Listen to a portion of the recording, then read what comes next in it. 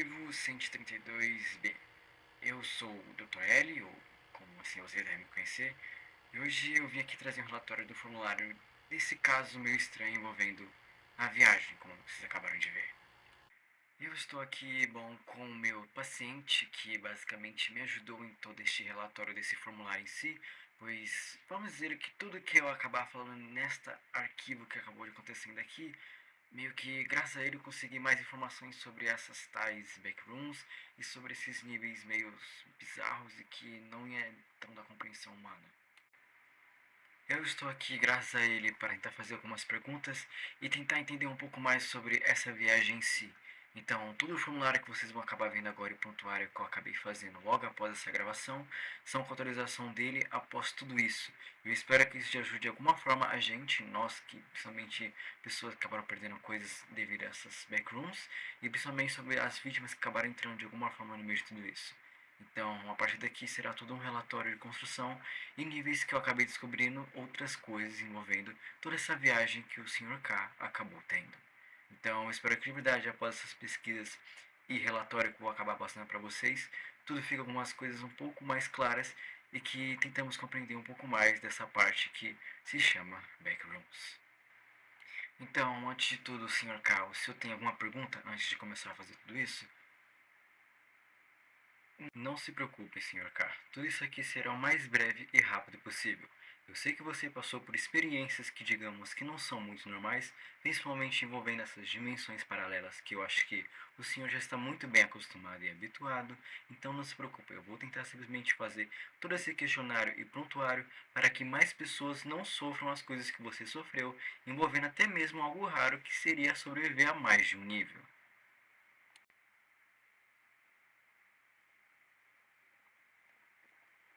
Por enquanto, não poderei te dizer essa informação, Sr. K. E sobre a gente, isso vai ter que ficar por enquanto no anonimato. Eu preciso primeiro saber como o senhor tem andado e se sentido durante toda a situação, para saber se é seguro ou não você poder se abrir com a gente e a gente te poder ajudar mais ainda e quem sabe poder te reerguer na sociedade. Eu sei que isso é estranho, pode confiar em mim. Eu sei como isso é porque você não é a primeira pessoa que eu entrevisto que sai das backrooms. Porque sim, isso é mais constante do que você imagina. Mas, por favor, pode confiar em mim, por enquanto eu serei o seu doutor, e tudo que você puder falar por aqui, eu irei fazer o favor de levar para o povo lá de cima e os supervisores para podermos tentar ajudar mais pessoas no seu caso. Então, se o senhor puder começar, eu agradeceria muito.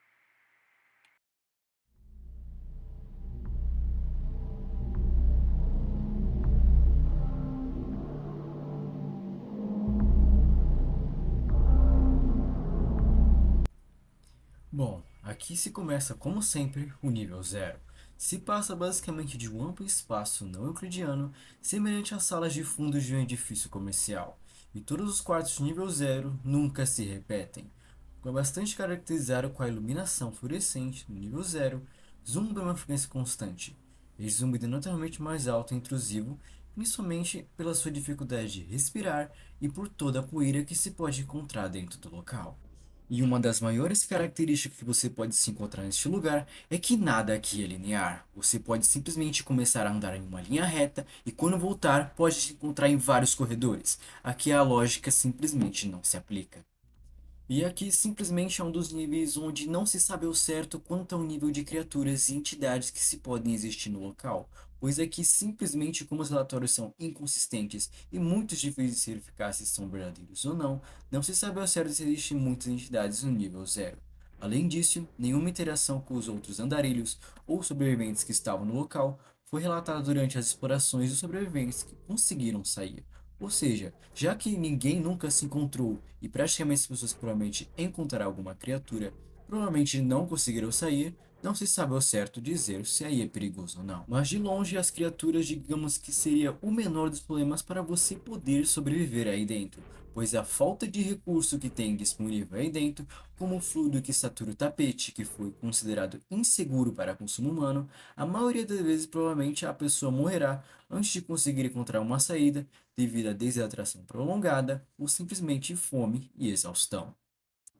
Certo, até agora aqui não seria nada de muito novo dos relatórios e casos que nós já temos aqui na Fundação envolvendo todos os casos de backrooms. a não ser por algo específico que o Sr. K me contou que acabou acontecendo com ele.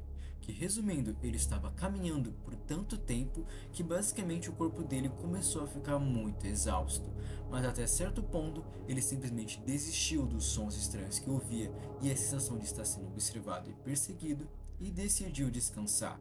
Mas algo muito estranho aconteceu dentro disso, que quando ele foi dormir, ele acabou tendo um sonho lúcido.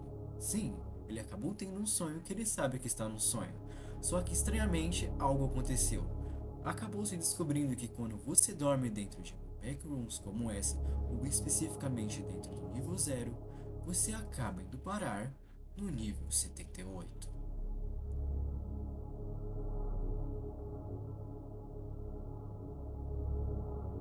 Um dos grandes conselhos do nível 78 é fortemente de você nunca sequer pensar em pisar lá, pois lá é um dos grandes níveis onde grande corre risco de você ter vários danos psicológicos e de sanidade quebrada. E esta, na primeira foto que você está vendo, se denomina o Sol. Ele, digamos que é a primeira coisa que você verá ao se entrar dentro desse nível. E a pessoa que fotografou esta foto até hoje nunca foi encontrada. Mas um detalhe que sempre vai ficar marcado é que o Sol sempre estará olhando para você.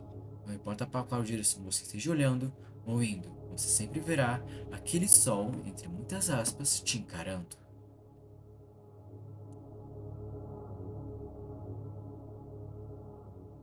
Os indivíduos que se encontrarem neste nível, como eu disse, sempre serão recebidos com esse caloroso sol de um emoji sorridente.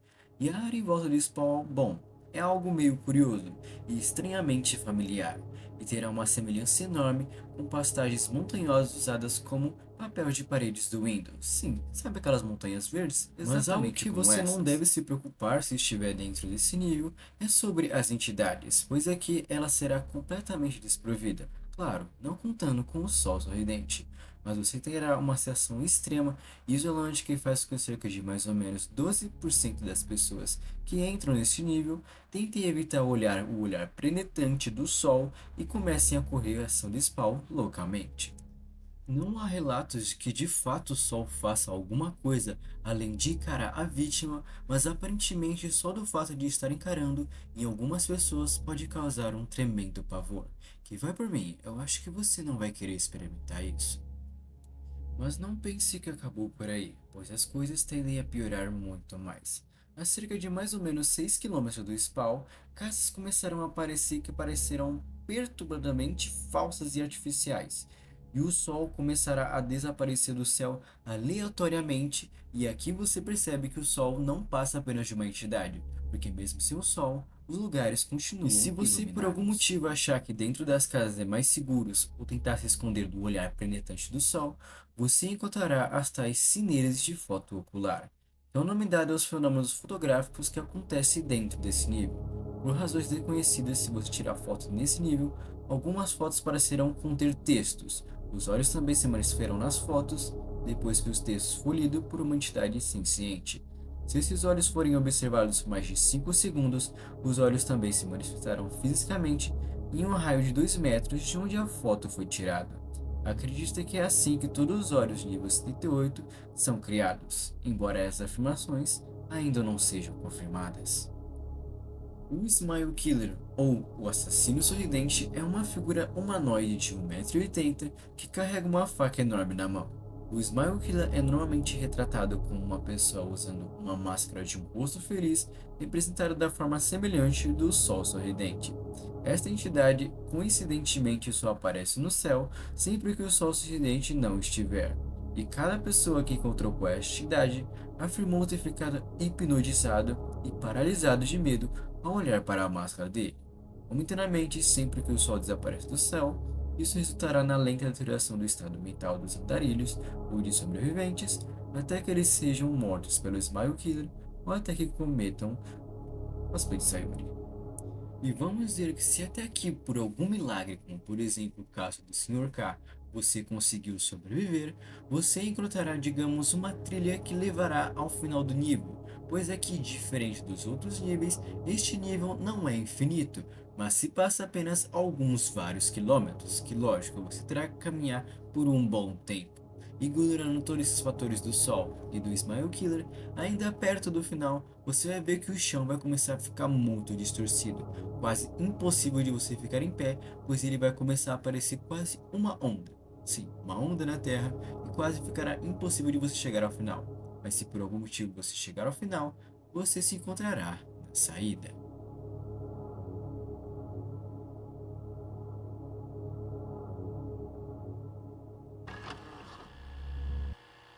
Hum, é, ok.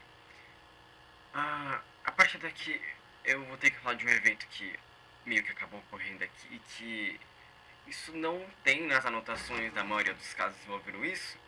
Então, isso me deixou um pouco nervoso e aparentemente não deixou só eu.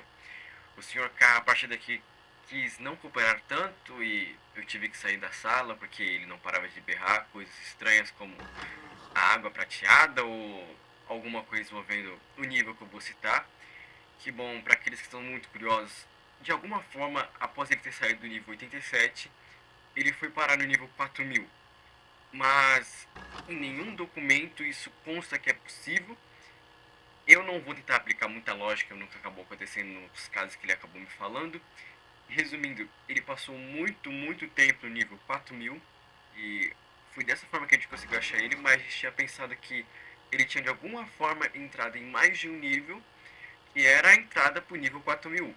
Mas não, de alguma forma ele foi para o nível 87 direto para 4000 e isso não consta em nenhum documento. E isso para mim é algo no relatório muito importante para a gente começar a pesquisar, porque isso não é normal, cara. Não, entradas e saídas normalmente se interligavam entre níveis, mas aqui teve alguma coisa, uma contingência, alguma intervenção, eu não vou saber dizer. Mas a partir daqui eu vou tentar falar do nível 4000 e tentar especificar exatamente o que aconteceu, pois aparentemente ele passou boa parte nesse nível 4000 envolvendo principalmente as ideias psicológicas dele, onde claramente não estão nada boas e estáveis, de uma tribo, coisa assim. Eu sei que tem algumas ilhas no nível 4000, mas ao ponto dele conseguir ir direto pra lá, isso é algo que a gente vai ter que ver o que é, mas ok. Por enquanto, eu vou ter que primeiro explicar pra vocês como funciona o nível 4000. E que vai por mim, é um nível que eu nunca sequer vou querer pisar de novo na vida.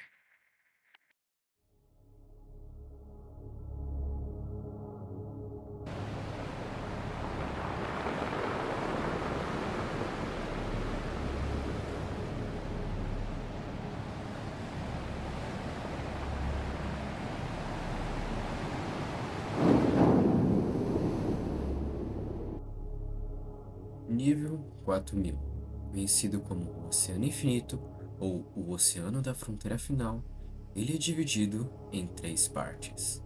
A primeira parte se denomina Talassofobia, a segunda, perto da costa, e uma atualmente não confirmada.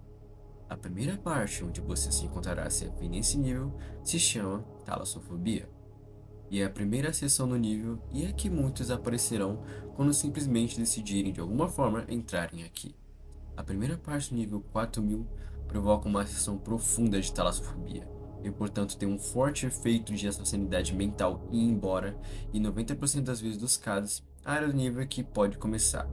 Esta parte do nível tem as seguintes características: água escura, profunda e insondável, céu cinzento, onde o sol nunca é visível, e a água é constantemente agitada. Mas não pense que acabou por aí, pois aqui sim, neste nível, contém entidades. Contém as tais baleias da morte, que habitam essa seção. Mas ninguém esteve abaixo de 25 milhas abaixo da superfície para tentar ver qualquer outra coisa. As baleias da morte se parecem com as baleias jubarte, mas não são tudo menos criaturas pacíficas. Para se ter uma ideia da quantidade, parece haver uma para cada 2 milhas de oceano. As baleias da morte podem detectar pessoas nadando sobre elas a qualquer profundidade. Uma vez que elas estão perto de alguém, elas nadam para cima como se fossem quebrar, mas em vez disso, tentam engolir uma. Então, a melhor sugestão que eu consigo dar para qualquer pessoa que se encontre em meio a essa situação é que você tente nadar o mais rápido possível. seja por alguma costa que você pode encontrar ou algumas pequenas ilhas que podem habitar tanto tribos e pessoas neste local de outros sobreviventes. Agora, se por algum motivo você conseguiu sobreviver a tudo isso e conseguiu fugir dessas baleias assassinas, e a névoa não te cegou o suficiente que é formada a cada 4 horas neste local, você chegará eventualmente a perto da costa, que relativamente é mais seguro do que onde você estava. E esta área parece consistir em uma área que parece ser a região mais próxima de uma linha de costa, mas uma linha de costa que você nunca chega. Ou seja, você vai ver uma costa de uma praia, mas você pode nadar o quanto quiser por horas e você nunca chegará nessas costas. É quase como se fosse uma própria ilusão deste lugar, uma que de alguma forma parece distorcer o espaço-tempo e a noção que você tem de distância, você aparentemente nunca chegará neste lugar. Mas as coisas não acabam por aqui. Agora iremos falar, digamos, de um nível meio secreto deste lugar, um nível chamado Águas Prateadas, que embora vista apenas 2 vezes, essa seção é difícil de entrar e ainda não foi confirmada. As águas aparentemente têm um tom metálico de textura muito estranha, e foi testado, e a composição química é muito semelhante à prata líquida. E há um boato que haja golfinhos nessa área, e que habitam a seção também.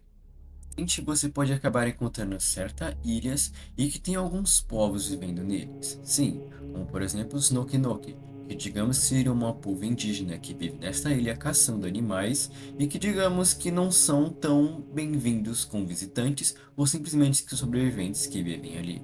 Mas algo que também se esconde em meio a tudo isso, principalmente nessas tais águas prateadas ou locais perto disso, é uma entidade que digamos que vive na profundeza das águas prateadas, se denominada La Cameloha, e é uma misteriosa criatura nomeada pela tribo Tenokinoki, um humanoide predajoso massivo de combustível de pesadelo. Estimativas dizem que tem cerca de 30 metros de altura, e sem rosto e não interage muito com os humanos. Só foi confirmado que ele matou cerca de 2 pessoas, agarrando e tentando levá-las para as profundezas das águas, onde morreram afogadas. Presume-se que a criatura não seja notavelmente agressiva para os sobreviventes e andarilhos, mas obviamente incidentes ainda ocorreram com ela matando viajantes antes.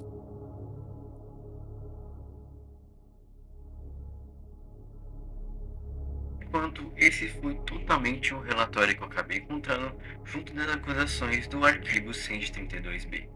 O paciente do 132B foi levado em custódia por níveis de sanidade mental após a entrevista. No começo ele parecia ser alguém muito dócil e alguém que parecia estar sendo uma compreensão humana. Mas depois disso, aparentemente se descobriu que ele fazia certa parte da tribo Noki Noki e simplesmente quis avançar, bom, em mim e os guardas que estavam no local. Então, por enquanto, tudo que se tem encontrado é sobre isso, e isso são dúvidas que a gente ainda vai ter que saciar com muito mais pesquisas. Então, por enquanto, para os meus professores encarregados que irão ouvir toda esta fita e simplesmente esse arquivo do caso 132B, a qual eu mesmo nomeei de A Viagem, o arquivo foi esse. Para que de verdade, no futuro, a gente possa finalmente ter algumas respostas envolvendo esses universos paralelos de backrooms e todas as pesquisas não sejam em vão. Então, por enquanto, foi isso, minha gente. Eu acho que eu vejo vocês numa próxima. Atenciosamente, Doutor L.